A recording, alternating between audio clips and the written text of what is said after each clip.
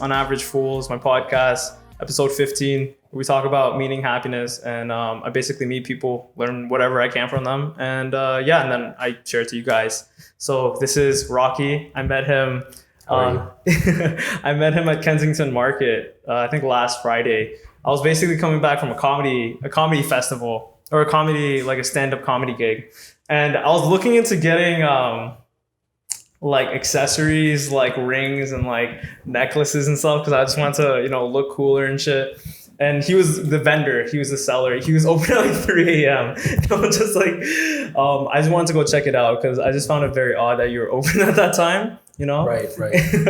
And basically we were about to leave, and then I showed my friend, like, I was like, oh, do you think this looks cool? Like, let me go show it to Michelle, like my friend who's a girl. And then you were talking about like you're talking a little bit about like other people's validation and like your ego, and how like like it's better to just kind of do it for yourself, like own it. You know what I mean? Yeah. I think one of the reasons why the reason why I said that, it's because I think that, it's like anything in life, no matter it's like wearing your jewelry or putting on a pair of shoes, is that we should do it for ourselves. Yeah. And when we do things for ourselves, we will begin to attract the people that accept us for us, not because we're looking super fly, or we're just like kind of like in that good day, we're kind of like in our own version of a bombshell. Yeah. You know what I mean? I think it's better off to pick and choose the choices that resonate with you more. So this is why I mentioned that, when you're picking your jewelry, really wear it for yourself. Really find what clicks with you. Yeah. Yeah, I used to wear, just like I mentioned, I used to wear like a bunch of graphic tees and just, I don't know, I just looked like a seventh grader up until high school. But so like maybe like last year or 2 years ago, I started adopting like a minimalist fashion look and just a minimalistic lifestyle and everything. Mm-hmm. Because I feel like that's just more authentic to me, like more authentic to my lifestyle, because I'm like a huge advocate about like financial freedom and, like working for myself and not spending my money on like consumer goods and material goods. You know what I mean? Right. But now that I adopted this minimalistic mindset and fashion sense, I feel like I'm more authentically myself. Mm-hmm. But that conversation you had, it actually helped my friend, Justin. I don't know if you remember him, but yeah, somewhat. Yeah, it helped Justin, because Justin, he does a lot of things for other people. Like, he rarely kind of just doesn't do anything for himself. And it kind of put him into this hole where like he just doesn't feel good about like who he is or like what he does, because like everything is for somebody else, like nothing is for him. But I think it goes back to that conversation we had about like authenticity. I don't know if you want to expand on that, or I don't know. I mean, you think of me as someone that's authentic, but I don't know. I mean, I don't know. I just really like try to like own myself. Yeah. Just try to like, be honest with myself, and I just really try to like be present, and just say what's in my mind. And if I've accidentally offended certain individuals, I usually apologize and let them know, hey, I'm sorry that I've caused you any sense of discomfort, but I just want to take ownership of my truth, and I'm just here to express what's in the back of my mind. Because I think in this time of age, with social media and stuff like that, I think a lot of people are doing it for some form of validation, instead of doing it from a place of, this is me, and you're welcome to come to my life, be my friend. But at the same time, if things that I do does not resonate with you, that's perfectly fine, because no matter what you do in life, not everyone is going to be pleased by you. Like, if you're being a minimalist, I'm sure there are going to be people that will still critique you. And like, let's say you put a lot of jewelry on, there are going to be people that will be like, oh, what is he trying to do? He thinks he's a big time rapper. He thinks he's the next Asian ASAP Rocky, like whatever, you know. Yeah. People are always people don't like you. They're always gonna find ways to nitpick on you, or maybe it may not be they don't like you, but in a certain way, they may be triggered by you. And sometimes when people react from that trigger, you know, people will project their wounds, you know, and, you know, I can go on and on and on, but, you know, so hopefully that, you know, gives you like a broader spectrum of why I am the way I am, you know. Yeah, I used to do a lot of like, I made this video. I mentioned it to you when I met you, but I made this video about I did a boxing shoot to feed my ego, and I basically I did it mostly just for like the validation of other people. But then I realized that I was like, damn, like I did a lot of things for fucking other people. Like I started working out not for like health, but I wanted to get girls, you know what I mean? Mm-hmm. But it didn't work out. I was just getting guys complimenting my chest and arms, Right. you know? So it produced the exact opposite effect. Or like I wanted to be a millionaire, you know, but like how was I gonna be a millionaire? And I was like, the real reason I wanted to do that was because I wanted to buy cool things to impress other people instead of like the actual work that it takes to become a millionaire. Like what is the intrinsic things you do to basically, you know, get there? Like what's something you do just for yourself? I feel like most intrinsic goals are like stuff you do for yourself, but everything extrinsic is for other people's validations. You know what I mean? Well, I think first of all, you know, trying to work out I'm really self-expressive. So yeah, if you just want to get laid, you want to get pussies. Yeah. There's a woman here, but whatever, you know, it's just kind of like my way of getting in a groove. Yeah. You know, you want to get pussies, you want to just get your dick sucked, blah, blah, blah. It's like, there's nothing wrong with that. But I think when you go work out, you know, if it's coming from that place, you can still get it. It's possible. But the thing is that I've learned one thing from Tony Robbins' quote is that success without fulfillment is the ultimate failure. So, you know that's good. So, you know, like it's cool that you didn't get what you wanted. So now you're doing more introspective work.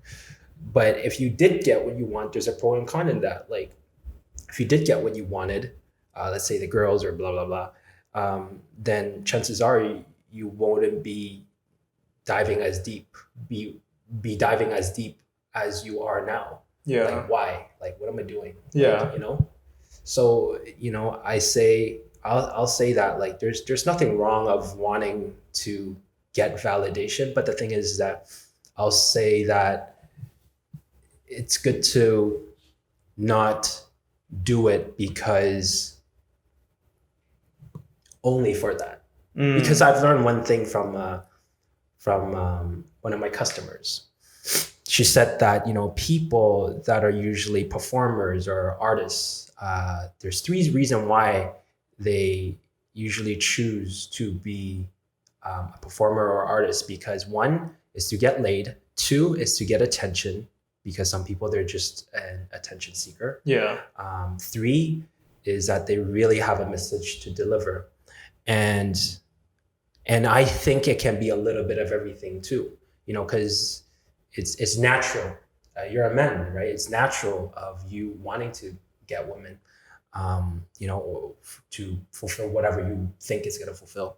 But at the same time, I think it's really good that you don't just put your focus on that. I think the thing is that if you focus on something larger than yourself, the woman will come to you. Yeah. Will be like, hey, you know, you know, like, I think you're good at what you do. Da, da, da, da, da, da. You know, typically women are not really direct. You know, from what I've learned, they're, you know, and there's nothing wrong. You know, there's nothing wrong. Is it true or false? You know, typically they're not very direct. Typically, because women, they need to protect themselves. Yeah. They're very different from men. Men, we have testosterone. We can cope with rejections better. Women, it's like you tell them that I don't think you're attractive. You're not my type. You know, it's like, it's almost like death. too. A lot of them, not all, Yeah. but yeah. So what was I saying? You're talking about building something bigger. than Yeah, yourself. sorry, yeah. So Yeah, it's yeah. like it's what I've learned. It's when you are concentrated and focus on building something that's larger than who you are, then chances are, I think there will be much more. You will experience more harmony with the opposite sex. I think, Yeah. at least from my own experience, I think there were times that women asked me out, and in the time that they asked me out, I was really focused on selling my jewelry. I got to replace my jewelry, da, da, da, da.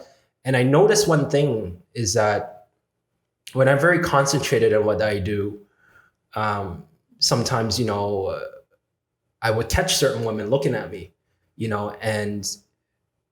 and I'm like, this is not even the time that I'm thinking about, women. But it's always like the time that I least expect it is when I get it. Yeah. So I'll say, if you do go work out, you want to get women and stuff, that's not wrong.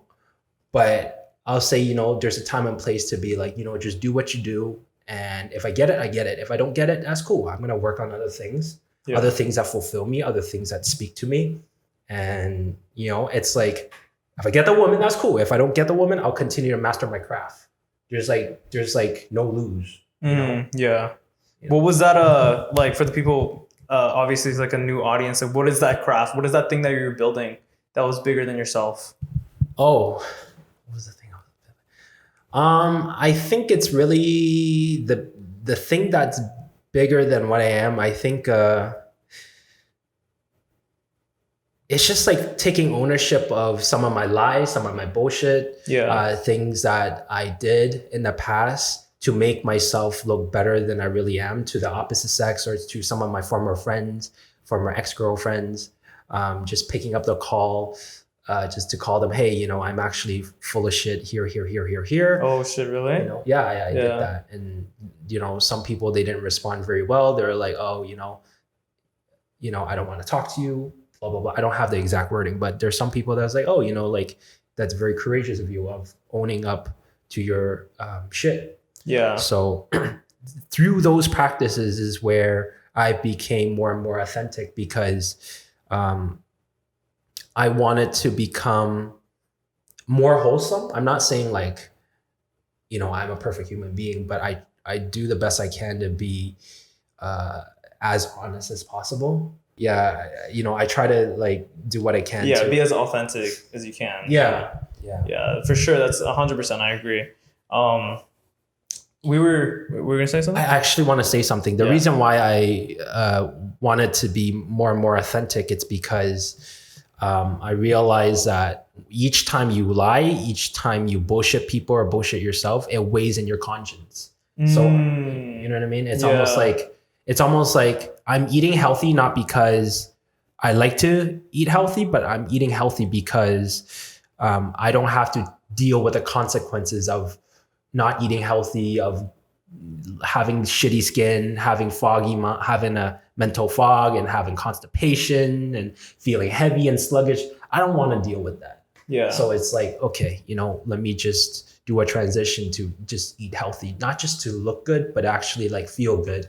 Because when you feel good, it can be an upward spiral in many other aspects of things that you do in life. Yeah, for sure. I feel like being authentic, especially like it goes heavy on the conscious. If like you're just not honest with yourself or honest with people, it's just harder to perform like everyday tasks. Because like that heaviness is just on your mind and you're just thinking about it. You know what I mean? Yeah, it's like, oh, why did I tell that lie? Yeah. Why? It's like, why did I say I had more partners than I really did? It's like, these things really weighs on you. Yeah. And I think in the past I've done that. And, I don't feel good about that. So, I want to be able to like look at people eye to eye. Like, this is what I am. This is what I choose to be. And, if you want to, you feel like there's something that you can learn from me, that's cool. But if you feel like we don't resonate, that's totally fine too. Yeah. I think in that own way, I own myself pretty well. I can't say like I own myself really, really well in all spectrums of my life. It's like no one's a 10 out of 10 in every aspect of their life. So I think in that way, I think I'm doing okay. Was there a pivotal moment where you were just like when you're saying all those lies, was there a pivotal moment you're like, fuck, like I need to be authentic, I need to be true to myself? Like what was that process like, or what was going through your head at the time? Pivotal moment, I think, was when I broke up with I'm 31 right now. So yeah, I think was the pivotal moment was the time that I broke up with my ex-girlfriend. One of my ex-girlfriend was when I was 25 years old, and she lied behind my back. And I got really, really triggered. And then as I reflected back, I'm like, you know what? Before her, I lied to a lot of women to sort of like get what I want. Yeah. You know? Yeah. And, you know, getting like the fake respect. Oh my God, you do that? I'm like, you know, and I'm like, you know what? I think I need to transition. I need to stop doing this. I need to call myself out on some bullshit. If I slip up a lie, I'm going to call people or let them know, hey, you know, like I impulsively said that lie, It's super awkward doing that. People are like, okay. Yeah. Like, like, why'd you do that? Yeah. I'm like, I know it's stupid, but it's like, yeah, that's my lie. But it's just like, you know, I'm you know, working on myself, you know, cause, and then that was the pivotal moment after when I broke up. Yeah. And then after that, I started to attract more authentic friendships and relationships. I don't have as many friends or as many people that I'm close to, but I do find that it's, you know, it became more quality over quantity. Yeah. So this is what I'm saying. It's like, I don't think lying is wrong, but the thing is that you just need to deal with the consequences if it weighs in your conscience. I don't think you going to work out just to get chicks is wrong. I'm just saying that, you know, if you aim for something higher, you know, there's more of a chance that women would just come to you. But you shouldn't think, oh, I'm just going to aim for something higher so that women, you know, just come to me. You know, like it should be coming from a place of no, you know, I want to, you know, be doing podcasts so I can inspire other people to to be a better version of themselves. Or I should, you know, set up a shoe company because a lot of the shoes are not protecting the knees. If you're aiming for something greater than yourself or greater than your ego, you know, like if you're aiming for something for humanity, I think people will see that. Yeah. No matter you end up becoming a millionaire or you end up becoming famous or not, or whatever. You know? Yeah. Like when I first started this YouTube channel, I was doing it because I watched a lot of YouTubers and, you know, I was like, yo, I'm gonna do this too. Like this seems cool. But as I continue to do it, like I still don't have like a lot of attention, but I feel like what's more important for me is like kind of expressing myself, you know, having that voice. And when I express myself, like I feel like the most authentic version of myself. Because when I'm with people, I always feel like there's like a certain mask I put on, you know, right. Like a front. Like there's a million different versions of me in everybody else's head, you know, like I'm a different version to every single person. Like to you, I'm someone who came up to you on the street and asked to do a podcast. To her, I'm like one of her friends, you know, to my mom, I'm like a son, you know what I mean? Yeah. But I feel like I put a mask about like how I should act or how I should be to different people. But when I'm like in front of the camera, just me and the camera, I feel like I can be most authentic and most real and most vulnerable, you know, like there's no ego. And I'm just saying this from like a place of me wanting to spread the message, you know, like how you were saying earlier, it was pussy, attention, and getting laid and whatever. Getting laid, attention, and spreading a message. Like I think my thing is mostly about getting attention. I'm not getting attention, spreading a message. You know what I mean? That's great. And And honestly, I can tell you what I felt when I first met you. This is only the second time. Yeah. When I first met you, I felt like you were someone that is very, very willing to learn. Someone that is trying to like self-discover themselves. You're Yeah. unsure about, oh, should I get this ring or should I not? Should I call this person or should I, and I think that the gesture that you were showing to me was like, you're trying to figure yourself out at a certain light. Yeah, for sure. Yeah, because I usually try to like look past the surface. Okay, yeah. I didn't think you were being unauthentic. I think you were just trying to like figure yourself out and making sure like you're making the right decision. Yeah, for sure. Like, I think that I'm at a point in life where I'm just like, okay, all my friends are in school, they're doing like their college shit, but I was like, okay, I'm gonna try to do my own YouTube shit, try to make a business out of this. Mainly because I didn't want to get into debt and I didn't want to follow a traditional path. But in doing that, I'm like, oh, what am I going to make YouTube videos about? And I feel like right now I'm in the very beginning stages of it. Not the very beginning, but like the beginning stages of it. And I'm just the message I'm trying to spread out is like for people who are my age, who are still kind of like unsure about life or like unsure of what's doing, like need some guidance. Cause I need some fucking guidance. Like, I don't know what the fuck I'm doing half the time. You know what I mean? Mm-hmm. Like, I'm just doing what makes myself feel good. That's productive and not destructive. Like drugs and like video games, fast food, like all that shit can make that shit can make me feel good, but that's destructive. Like, this is something that's a productive form that also makes me feel good, which is filmmaking. And I do a lot of solo travel and like just travel. Like, I came back from Banff. I just made a whole video about just like climbing this mountain, but doing what makes you feel alive. I'm like trying to discover not the right path, but like a good guidance about like how to discover the world. Is that something you've kind of experienced, or have you kind of like figured out as you grew older? I think our paths evolve in time. And I think the thing is that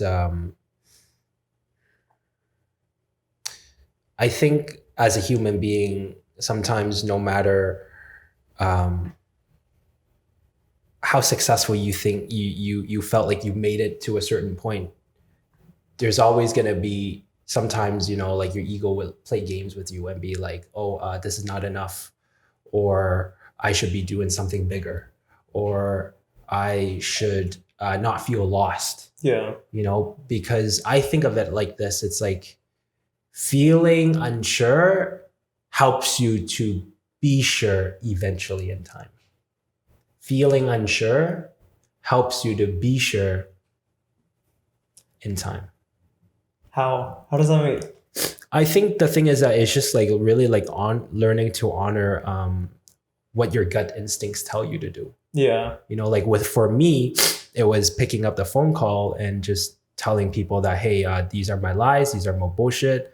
Or it can be like, picking up the call and just telling this girl that, hey, I'm aware that you have a boyfriend, but I just wanted to tell you that I feel like I like you.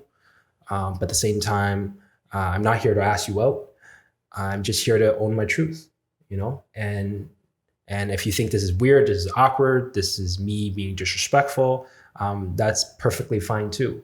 I just wanted to make sure I'm just doing what I need to do to not give myself any leeway for excuses. And I don't even mind, taking your boyfriend's number, just giving him a call and letting him know that I'm not a snake. Yeah. So to some people, that's going to be like, oh, that's so startling. That's so weird. Who does this? But towards certain people, that's like, wow, that's very unorthodox. That's very inspiring. Despite of this person is already going out with someone, you're still not affected by that. Yeah. So it's almost like kind of like a basketball player. Like, yeah, he sprayed his ankles. Maybe he's not going to score as many points tonight. But the thing is that that's not going to stop him for giving his all. So I think I really do the best I can to live by that. Yeah. I think doing that too, that builds like a lot of confidence, like being different, or just, saying your truth, like saying what's actually on your mind, you know? Yeah, and I didn't think of it as like I'm a very confident person. I never see myself as a very confident person, to be honest with you. I see myself as someone that needs to develop more competence, which is being more skilled and what's important to me. And a philosophy that I also live by, I've learned from my singing teacher, is that he's mentioned something called competence breeds confidence. And I added, from there, that's where certainty is formed. So I did what I did to develop more certainty that lies within me, so that the next girl that I meet, I can look her right in the eye and be like, hey, I think you're cute. I think you're attractive. I don't know. Would you be interested of, hanging out? Yeah. Getting to know each other. It's like a man to woman vibe, as for like, hi, okay. It's like, I'm not afraid to just be me, but I still have like low days where I still get nervous. I still get like, I had these mental fog where I had to take care of so many different things. I have no idea where we left off, because we just took a little long break to so you can figure some shit out with your employees or whoever they are. But where were you were just going off on a little tangent there. If you want to continue that. I like when you're not on camera, you're very good at like speaking and just like being on tangents a little bit, but when you like kind of tense up a little bit when you're on I think camera. in camera it's like I talk with my movements a lot. Yeah, you can talk with your movements. I use my hands a lot, and sometimes I guess when I'm in front of a camera, it's like I'm trying to be proper. Oh yeah, no, don't worry about being proper, bro. So it's like this unconscious like conscientiousness that because I don't do this a lot. Yeah. So I think it's just a matter of like warming up to it, getting accustomed to it, and when I'm not accustomed to something, I'm more tense. Oh, okay. I'm more like what I should say. What should I say? Yeah. But what were you saying? You were saying earlier about you're making that boxing metaphor. You're talking about conflict with people. Okay, so yeah, so earlier today, just a couple minutes ago, there was this guy that's like checking out our air conditioner for this building, and I'm a shareholder of this building, so I have a responsibility that I need to take care of. And he was telling me that the motor is, I don't know, $200 or blah blah blah, including labor and everything. It'll be like $400 or $500, to fix his motor, replace his motor, blah blah blah. And I was asking him questions about, okay, so the motor that you're replacing, is it like secondhand or is it first hand? I'm like, and he's like, of course it's gonna be first hand, speaking in Chinese and stuff. Yeah. So I'm like, that's cool. I just want to ask. I don't know. And then the other question I asked him is like, when you replace this motor, can you show me the receipt when you purchase it? Yeah.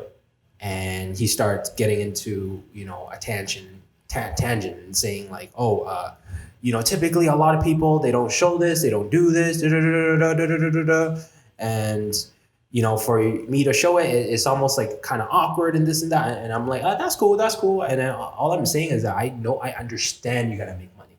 Yeah. I understand you gotta make money, but it's just with me myself, I just want to be conscientious about how much is it exactly to the machinery itself that you're replacing, and how much is it in labor that I'm paying. I don't want things to be in an ambivalent place. Yeah. So, and it was like a mini confrontation, and I sort of just said, if you're willing to do it, I would greatly appreciate it. I understand a lot of people don't do it, but if you're willing to do it, I would appreciate you that much more, than 1,000%. And he's like, I actually feel uncomfortable, blah, blah, blah, blah. And I'm like, that's cool. So, but you said you're willing to do it, right? Yeah. So, yeah. And he said something like, last time I changed this machine, you were looking at a receipt. And I'm like, yeah. Because that's how I handle things. Yeah. And I think that's one of the things where I'm not afraid to speak my truth. You know, Yeah. actually, I am kind of afraid. Maybe like 20% of myself is like, oh, just even leave more even keel. You don't need to be so blah blah. But I'm like, you know what? If I am like that, to speak the honest truth, I know my masculinity is gonna suffer. It's gonna take a strain on my masculinity. So, you know, and I think when a men, their masculinity is strained or is suffering, it weakens their capacity to protect women. Because I learned that this is kind of like an old saying. I've learned that the divine feminine is to inspire and to nurture. The divine masculine, which is the men, is to provide and protect. I understand in this day and age, women are really, really, you know, a lot of them are very independent, blah, blah, blah. But the thing is that no matter how independent they are, I think us as men, we still need to continue to be able to hold frame no matter what. Yeah. Because if you lose that, not only your, I'm just going to say it, not only like your capacity to turn woman on will be decreased, your value as men will be weakened, greatly weakened. So what do you think, okay, like about holding your frame and being a man, like what do you think are the attributes, or what do you think consists of a divine man? Like what does that mean to you? Or like what does that mean in general to society? Everyone has a different definition of it, because I don't know, you heard of the red pill community and Yeah. blah, blah, blah. But, you know, I think in general, I think, you know, maybe like more old school people, they think, oh, you know, it's got to be macho, just, you know, not like be pussy whipped or whatever, you know. I think with me, myself, I think there is a degree of truth in that. For me, masculinity,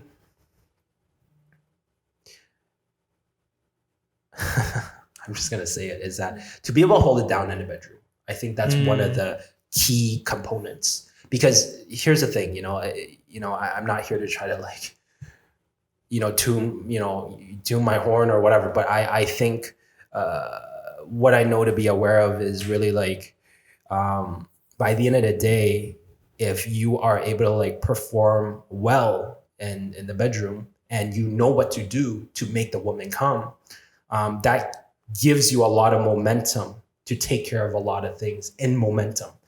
But you're like, oh, you put it in and you're gonna nut super fast. Then, you know, it's like your momentum is weakened. It's almost like a boxer. It's like somebody got you on the ribs and you start thinking like, what am I gonna do? Am I gonna continue or I'm gonna quit? I'm gonna continue or I'm gonna quit. And then you nut super fast. It's like, what are you gonna do? You know, round two, I'm gonna come back up or what? You know what I mean? So for me, I think masculinity, yes, be able to protect women and to be able to like express your truth, despite of what she thinks, but do the best you can to be as calibrated as you can, which I am not always calibrated, because I'm always just like blah, whatever the fuck. And sometimes some people they misinterpret me, which is okay, but yeah, to answer your question, masculinity to me, it's being able to hold it down in the bedroom, be able to like, you know, make them come, and you know, it's just for me, it helps me to be in momentum and many other things that I can take care of, because you know.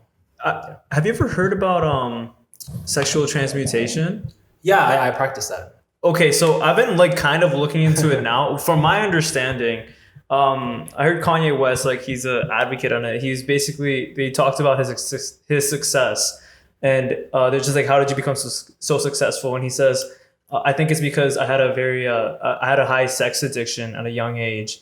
Like guys nowadays, they'll get a haircut, they'll be out in a club at 3 a.m. in the freezing cold or like, you know, like do all this shit just to get pussy. If you could do that, but do into something productive, you can produce like great results. But that's my understanding of it. But what do you like? How do you practice it? You know, I absolutely agree with what Kanye West is saying. Actually, now I feel so much more comfortable. I agree with them, because the longest time I quit jerking off, I think people call it like no fab, right? Yeah. So the longest time I went without no fab was like slightly over a year and a half. Oh my fucking God. Like I'm not in that streak right now, okay? That's fucking long though. Yeah. But the thing is that in that time, I was when I was a teenager, I was doing track and field. I was I was a 4-time champion in these 5K road races. It's not like super high level, but I was using my sexual energy to train, to practice my intervals, to do my circuit training, and I absolutely agree with what Kanye West says. It's like you can, because if without sex we wouldn't be here. Yeah. First of all, without sex we wouldn't be here. So everything that I do, everything that we do is related to sex. Blinking our eye, I see blinking our eye as sex. I see speaking as sex. I see walking as sex. Like everything is sex. But how is that sex? Like how's blinking, how's breathing, how's that related to sex though? Because we're a sexual being. Everything we do is related to that. Okay. You know what I mean? Yeah. So it's like we making more money, have a better life and this and that. So it's like you don't have to deal with as much bullshit when you're fucking someone, right? Yeah. Right? Yeah. So I think by the end of the day, when people do what they do, apart from sending like a greater and a deeper message for people, it's also about something to do with fucking. I'm you know what I mean? Yeah, I 100% get what you mean. It's like, you go to the gym, you're going with your more primal reason. But if you can merge your primal reason with your higher purpose, that makes you that much more of an integrated person. That makes sense. Right. So when you practice it, so how exactly, like what specifically did you do? Just not jerk off and then just use that energy to whatever, like all the other endeavors? Is that basically it? That was the time that I did. It's like when I was younger, I didn't jerk off. I just ran a lot. My neck's hurting me. Ran a lot. Played a lot of basketball, and I think one of the reasons why in that time I was able to go for that long is because when I look at a woman, I learned to see them for who they are. I learned to see them as, okay, this is a human being. I stopped looking at, what fucking turns me on like all day fucking long. Yeah. I just be like, okay, I acknowledge it, but I have other things I need to do. Yeah. So sexual transmutation is something where usually when we feel horny as men, we'll feel it in our genitals. So when we are getting hard down there, we can actually like close our eyes and just envision that horniness or that cum going back from your spine up to your head. And then you do that for 5 minutes, 3 minutes, 8 minutes, however long, whenever your horniness starts to come. That is what I've learned. Consider like sexual transmutation. I think it was written in The Way of the Superior Man.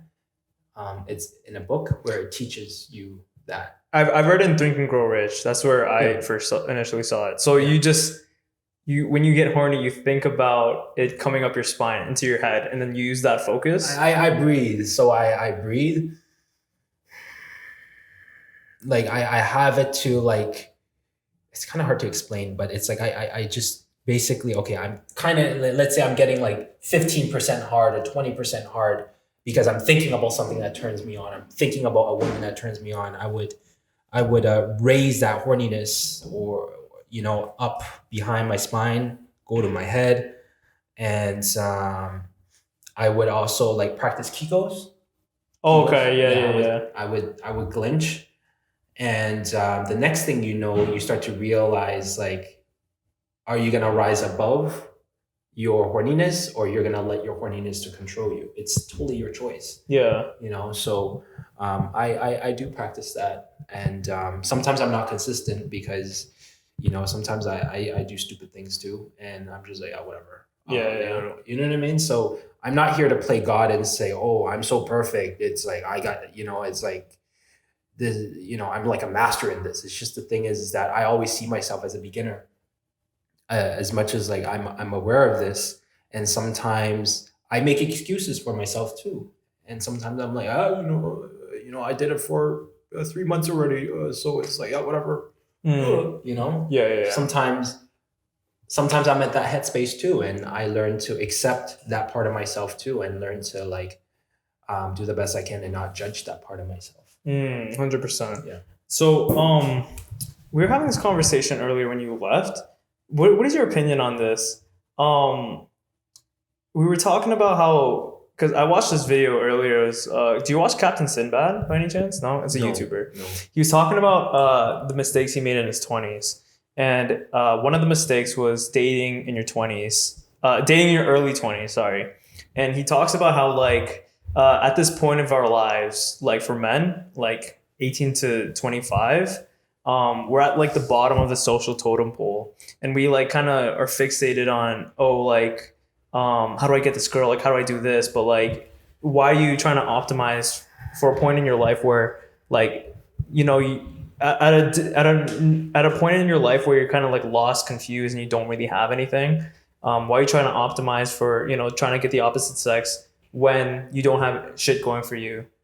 Like as you grow older, you got more stuff going on for you, and you can like you have more options. What is your opinion on that? Like being 20 versus being 31 now?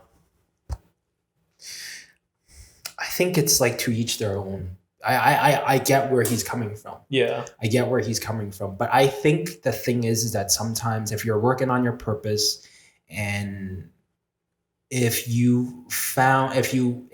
somehow, some way you met like the opposite sex that you really resonate with, and you guys happen to click just naturally, and her way of being is receptive to what you do.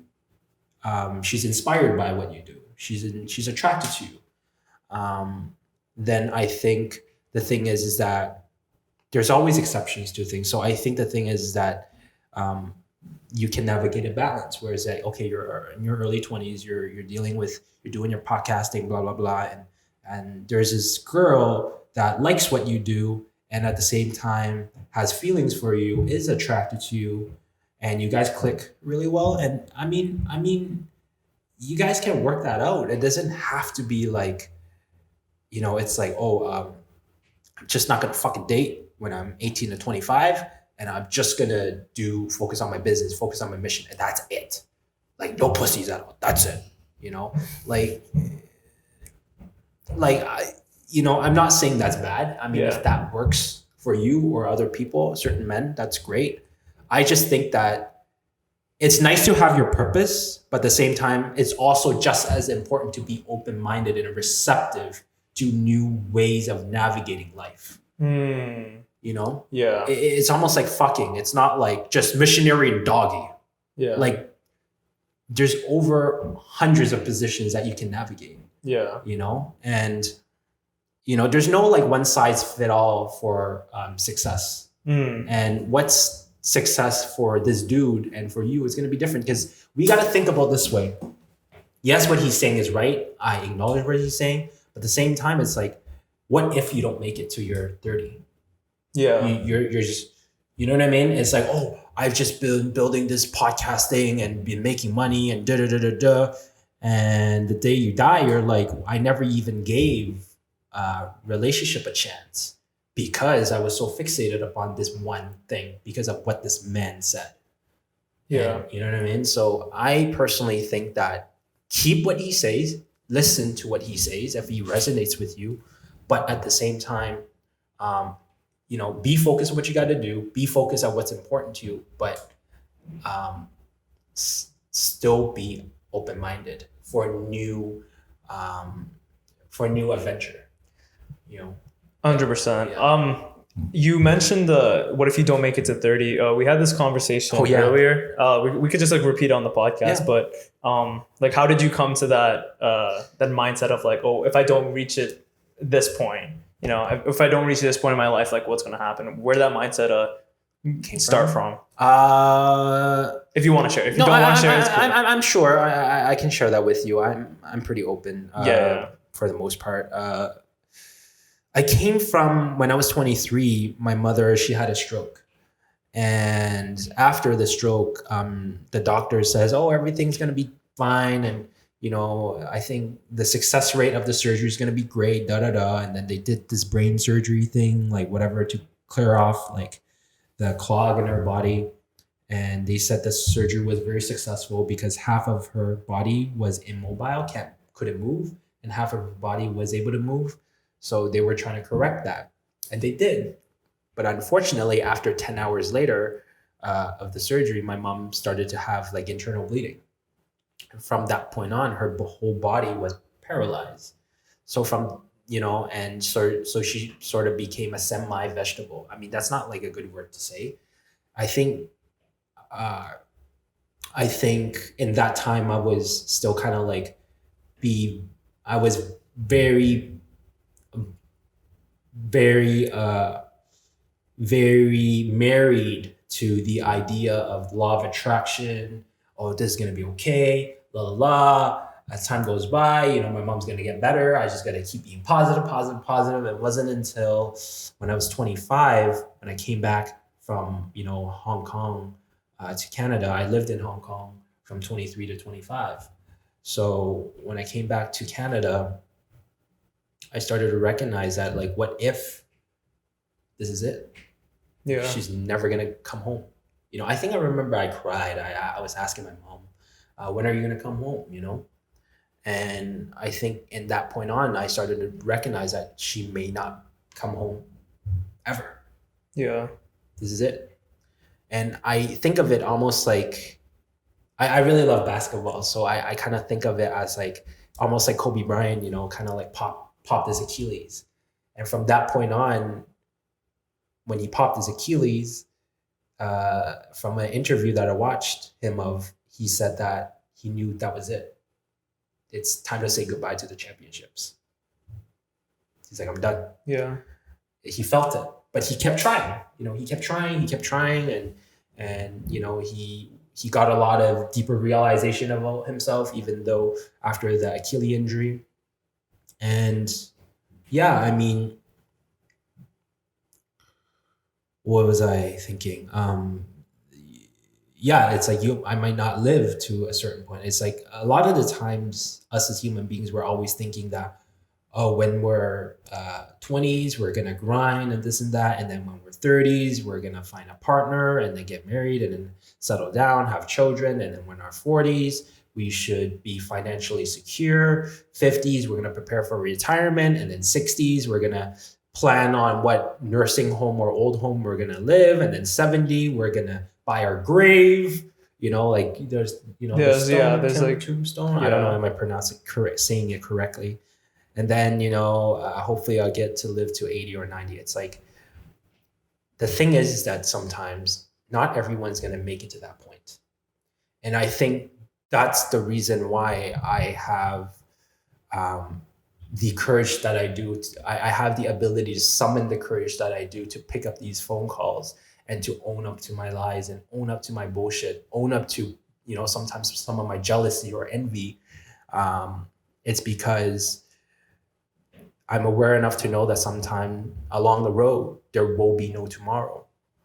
And and I think the thing is that it's good to ask yourself, like, if you were gonna die in 2 days or 3 days, or even like you only have the next 2 hours to live, gun to the head, like, who are you gonna call? Yeah. What are you gonna say? You're probably gonna pick up a call and tell your mom that, hey, mom, you won't, like, you wanted to know this about me. I was just pretending I'm super cool. I never answered your question. It's actually this. And I just want to tell you, these are the things that I withheld or lied, and blah, blah, blah, blah, blah. And the reason why I'm telling you all this is because I'm going to die in the next an hour, 50 minutes. So I just want to back down everything I needed to say. Yeah. Okay, cool. Now I'm going to call Dad. Boom, next. Dad, da. Okay, now next, who's your crush? Okay, you know what? This is gonna sound retarded, but I'm gonna say, actually, the second time we hung out, I actually liked you, da da da da da da da da da. And yeah, and I just want to say that I only have the next 45 minutes to live, and I'm gonna get my brains blown out in pieces. So I just wanted to tell you how I feel. Yeah. You know, is there anything you want to say to me? How do you feel? Da, da, da. It's like you maybe you like me or maybe you don't. But anyway, either way, it's cool too. I'm gonna die soon, so who cares? Yeah. So I think sometimes when you allow yourself to go to a place of gun to the head, it's like I won't be living much longer. What is the things that I need to say? I need to get complete with. Yeah. I need to create closure for. So I am ready to say goodbye to this realm of reality and say goodbye to this body and all the people that has helped me to grow and to become a better human being. Yeah. I started I think like the year or the second year after high school, I thought about that. I didn't think like an hour or like a day. I thought if I were to die in a year from now and money wasn't an issue, like what would I do? And that's the thing that kind of inspired me to create this YouTube channel and like, do the things that I want to do, because I don't want to be like 80 or 90 or however old and live with regret. Even like 30, like I don't want to just like wake up and be like, fuck, like I lived everything with regret. And there's so many people who are like living lies with their relationships or their friends or even the job that they're connected to or, themselves, which is terrible. Mm-hmm. But I really like that philosophy. Live fast, die young, kind of. No tomorrow. No tomorrow. More. Oh, yeah. What I said. I think that's a better like video. I'm gonna make that the video title. No tomorrow. Oh. Yeah. No tomorrow. Yeah. So it's like, it's just sometimes this is the reason why sometimes I just speak my mind. Yeah. I'm kind of obnoxious in my own way. It's because sometimes there's a part of my psyche that thinks that, I'm going to live as if there will be no tomorrow for me. Yeah. So that I can be the best that I can be. And after, when I've already given my all, whatever people say I'm still not enough, I'm absolutely fine with that. Yeah. Because what more can you ask of yourself when you already gave your all? I was watching this podcast earlier today. I think the reason why people don't live that mindset of no tomorrow is this acronym. It's called FPSH, which is fear, ego, pride, shame, and humiliation. I think that's what people are scared of. Like all of those things. Like what if this like what if this like what is this person gonna think of me? That's the ego talking. Or like I'm too scared to do this. That's your fear talking. Yeah. Sorry to cut you off. No, keep going. Yeah. But actually, I myself, I actually have a lot of fear too. Fear of, just people not understanding me. Fear of, I guess, rejection. I'm actually a little confused when it comes to that. But I just feel scared when I'm doing things that are like truly what I feel. But at the same time, there's a deeper voice that lies within me that's like, no leeway for excuses. Yeah. You're gonna make this phone call. It's like you're just gonna ask this girl out. Yeah. You're just gonna do it. I think that's like the true version of yourself. Like that's what you want versus what your ego was initially telling you. Yeah, and even like sometimes I can catch myself like when I ask some woman out, I'm like, hey, would you like to get to know each other? Da, da, da. Even like in the way that I'm doing it, but it's like in the way that I'm doing it, it's like I'm still hiding from my flavor.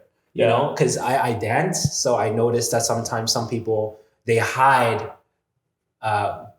behind their swagger, or they hide behind their good looks. They hide behind their good technique when it comes to, so it's like, we as people, we have ways to create like these winning formulas to protect ourselves. So it's like in my own way, I'm still kind of full of shit in certain ways, and I think when we acknowledge that, we can begin to grow more and more from there. Yeah. So it's like steps. It's like, now I summoned the courage to ask this girl out, but the way that I did it was kind of fake, was kind of douchey. All right, that's cool. Next time, let's do it again. If I get the opportunity, and then bit by bit, you can start to improve more and more if that's important to you. For sure. You know? We were talking about when we initially met. Oh, I wanted to ask you again because don't quite remember, but you're telling me you wrote like a list and then you said it out loud. What did I write down? It's the other day I spoke about writing down like my triggers, Okay. writing down all my triggers, and I don't rationalize it too much. It's just like whatever I sense or feel. These are my triggers, and I'll just write it down on a piece of paper, and I'll write down my fears, and I would making sure that it would last like at least like a minute or 2 minutes. And when I went to Young in Eglinton, I just took off my shirt. Because to be honest with you, I'm not too happy with my body right now because I used to be a lot more muscular. Mm-hmm. There was a period of time that I fell into depression and I was just like in fasting mode a lot. I'm not depressed right now, but it's like I'm I still fast a lot and I still haven't gotten back into my workouts because I've been working on my introspection. And yeah, back to what I was saying, it's like I was writing down all that, my fears and my triggers. I took on my shirt. I had a buddy to film me. I wanted to see, how I am when I'm triggered. And I remember when I was yelling out my triggers, there was this guy that was in the car. He's like, "Hey, that's your problem. That's your this, da, da, da." And a part of me got startled and afraid and started to feel scared. And there's this other part of me that's like, it's good. I'm loud enough. I'm doing this correctly. Mm-hmm. So it's like I have two voices. One voice is like, "Oh, I'm so scared." It's like, "I don't want to do this." It's like, "Fuck. Shit, I don't want to do this." And then there's this part of me that's like, "No, I need to do this." And then as I'm doing it, it's like people are like reacting to me. It's like I'm like, my body would feel like there's ants crawling on my back and my legs, but at the same time, I know it's for the better. Yeah. So I decided that I'm gonna keep plowing. I'm gonna go louder. It's like, "Hey, that's your problem." I just rented it even louder, Yeah. even louder. And when I did that, I felt my heartbeat was beating even quicker. Mm-hmm. It's like there's this part of my cells and my body is like, don't go there, don't go there. And there's just a part of me that's like, I'm going there. Yeah. I'm going there. If I die, I die. If I die, I die. No tomorrow. No tomorrow. No tomorrow. Why did you take off your shirt? Why did you write this down?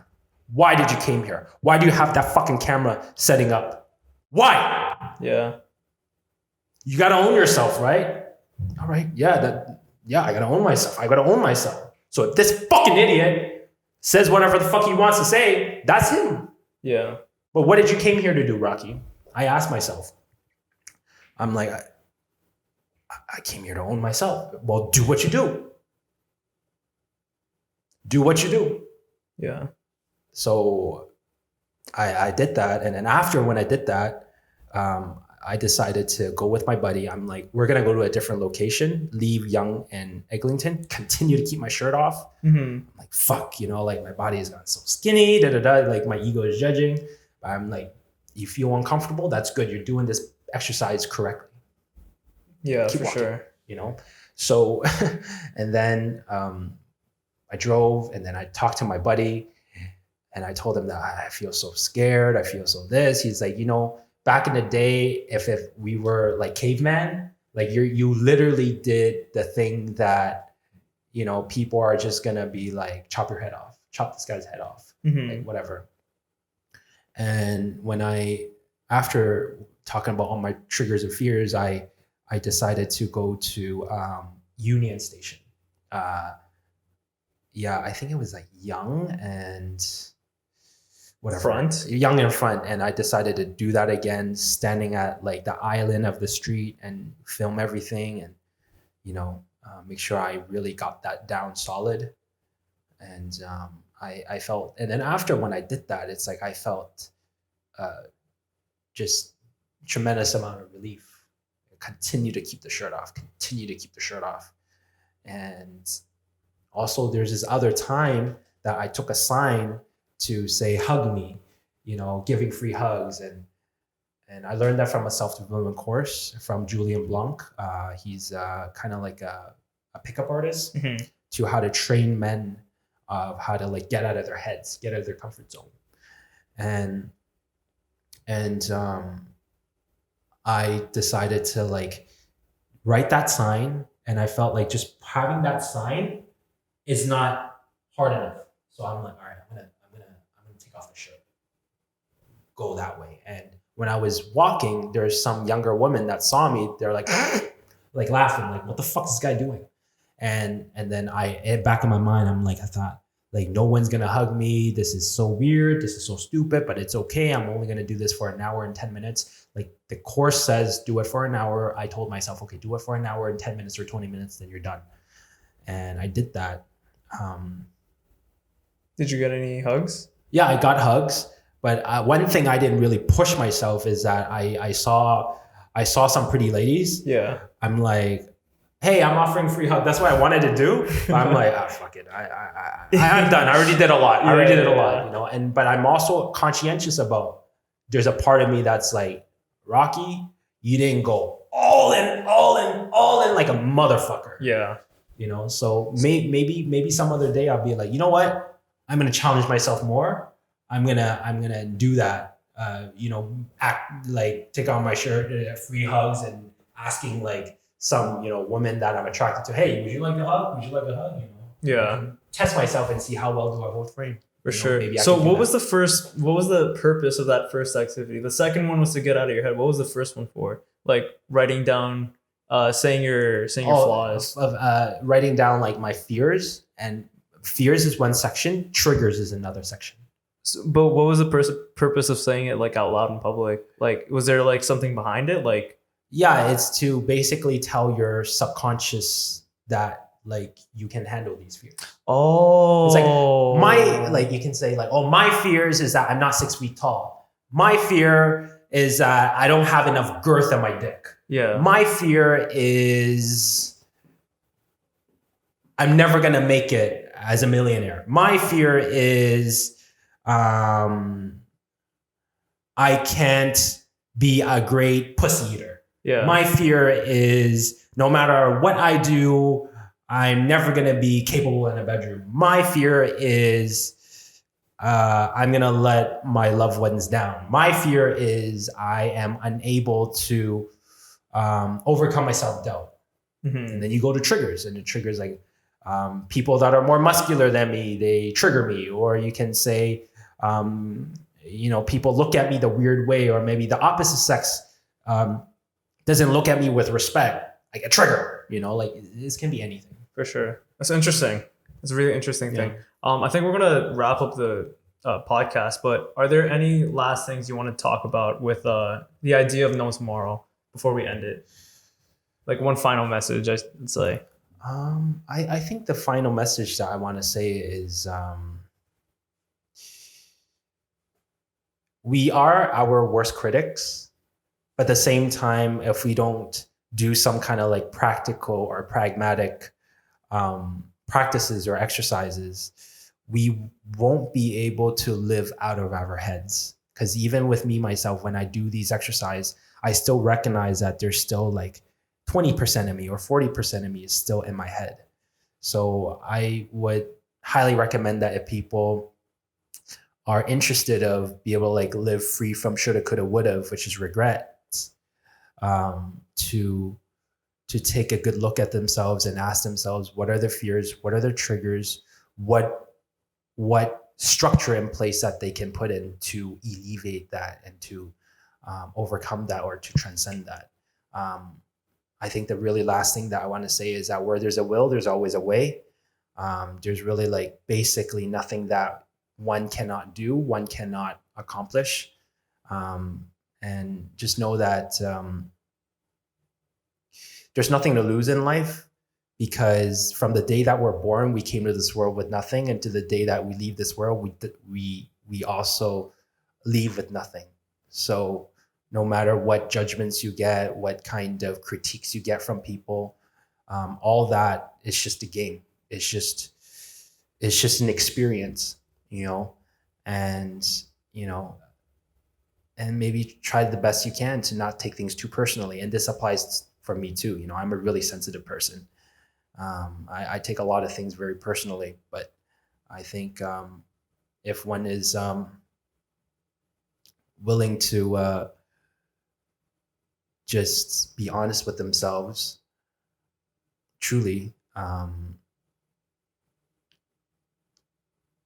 things can change for the better, and that better is what it means to you, not what it means to him or to me. I think that's about it. That's all I got to say. Very good final message. Yeah, be authentic. There's no tomorrow. I don't know. But yeah, thanks for watching the 15th episode of On Average Fools. Thanks for watching.